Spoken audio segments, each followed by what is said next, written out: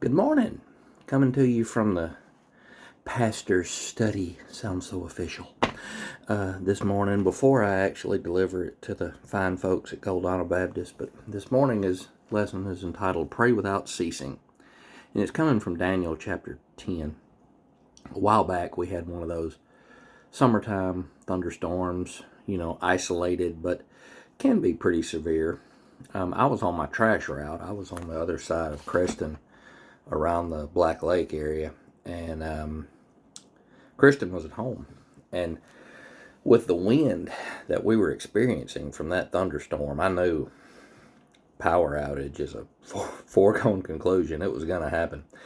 And sure enough, I got a call from Kristen, and she told me that we had lost power. And then she said something that struck me as kind of odd. She's like, I don't know why. The weather's not that bad. And when I asked, I said, really? It's not that bad? She said, yeah, I mean, I can hear some thunder way off in the distance, but it's a clear day here. Her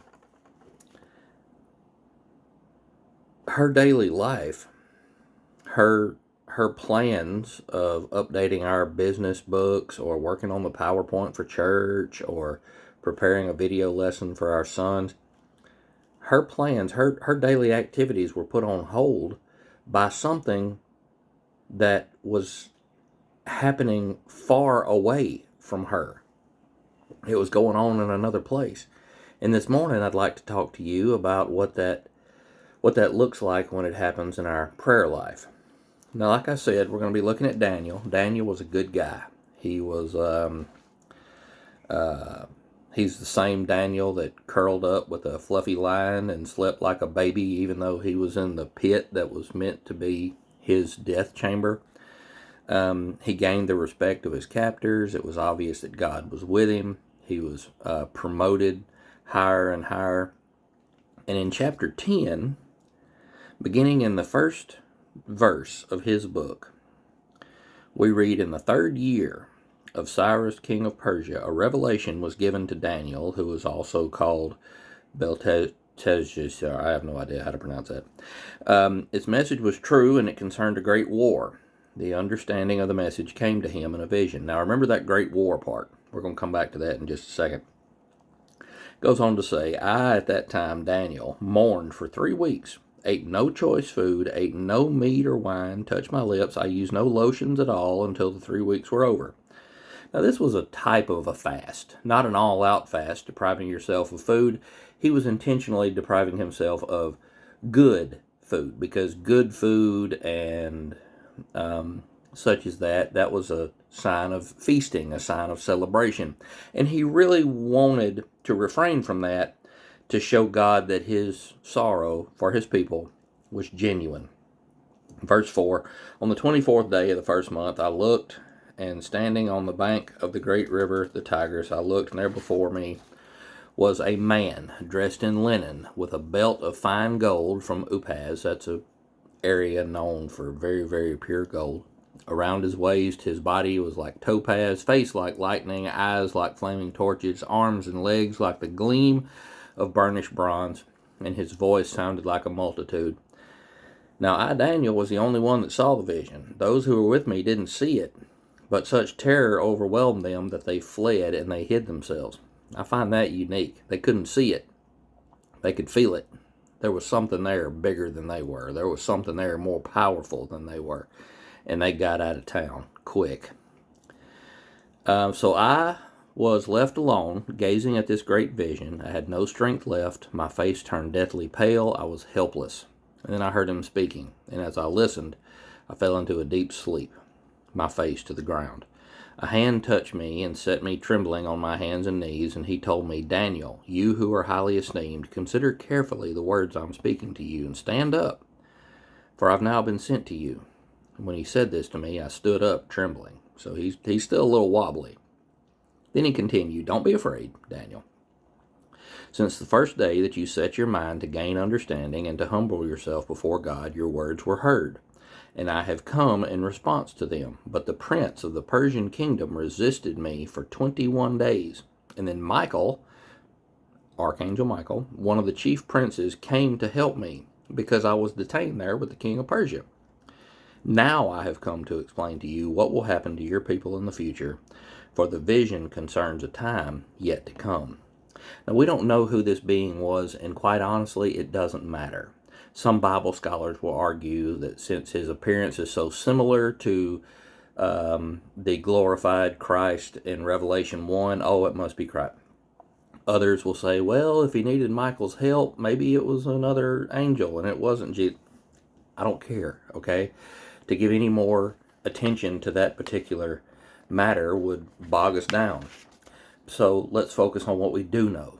What we do know, in verse 12, this man tells Daniel that on day one of his prayer and humbling, his prayers were heard. Now, if you take the time to read back in Daniel 9, you'll see a similar occurrence.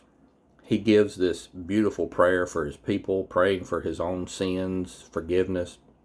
And Gabriel appears, and he says those beautiful words to where he said, as soon as you began to pray, an answer was given and I was sent. Okay, that happened in chapter 9. Now here in chapter 10, this guy tells him, your petitions were heard as soon as you began praying. I can just picture Daniel. You mean as soon as I started 3 weeks ago, as soon as I started, that's when they were heard? Where you been, bud? What's been going on? Now, my knee-jerk answer to Daniel's predicament would be found in 2 Peter 3:8. With the Lord, a day is like 1,000 years, and 1,000 years is like a day. Now, that's true, and there's more to the story. This man tells him he was detained by the prince of the Persian kingdom. Now, this prince was obviously a powerful demonic general. This prince of Satan was so powerful that this man said that the archangel Michael, the warrior, had to come to his aid before he could get out of his grasp. A massive unseen battle between where Daniel was and the answer to his prayer was taking place. Now, we generally refer to this as spiritual warfare, but there's a quote that says that prayers shake the gates of hell and that prayer mobilizes all of heaven. Our prayers, our constant, consistent, fervent, eager prayers is what fuels God's army, is what puts us in a like mind with God, and is what pushes the kingdom of God even further. Verses like Psalm 66:19, but God has surely listened and has heard my prayer. James 5:16b, the back half. The prayer of a righteous man is powerful and effective. Y'all, these verses speak to this fact. God is listening. He is anxiously awaiting our prayers. Now, while prayers for healing and safe travels are acceptable, I think too many times we stop there in our prayer life. We shouldn't just be asking the Lord's blessings over our groceries. We should be asking for His strength to fall on those that are fighting Satan's forces, whether they be human or not. We must recognize that a battle is occurring and pray for strength for those that are waging war against Satan, and ask God for His protection to fall on those humans that are caught in the crosshairs. We must be brave enough to pray for His will to be done no matter what. We always pray, like when Kristen and I were up at the Mayo Clinic, and I found myself 100% dependent upon people who were not me. Not just the doctors and the nurses to take care of her, but the people that took care of our animals, that ran our business, that supported us financially. We couldn't afford that trip. And the timetable in which we were there. And I finally found myself praying, not for a speedy recovery, not for a quick trip or a safe trip home. Whatever it means, Lord, your will be done. Same thing with the youth trip. Our youth just got back from camp. We always want to pray, oh, Lord, give them a safe trip there. That's good. That means we're human. We care about them. But are we brave enough to pray, God, your will be done, no matter what? And that's a very, very powerful prayer. Now, in Daniel's case, his constant prayer was making a difference. It was just happening in a place he couldn't see. In fact, not only was it making a difference, but his passionate prayers were also a vital part of his answer arriving. He prayed seriously, fervently, for 21 days. He dedicated himself to prayer so much that he deprived himself of every T-bone steak, every bacon cheeseburger, every donut that kingdom had to offer.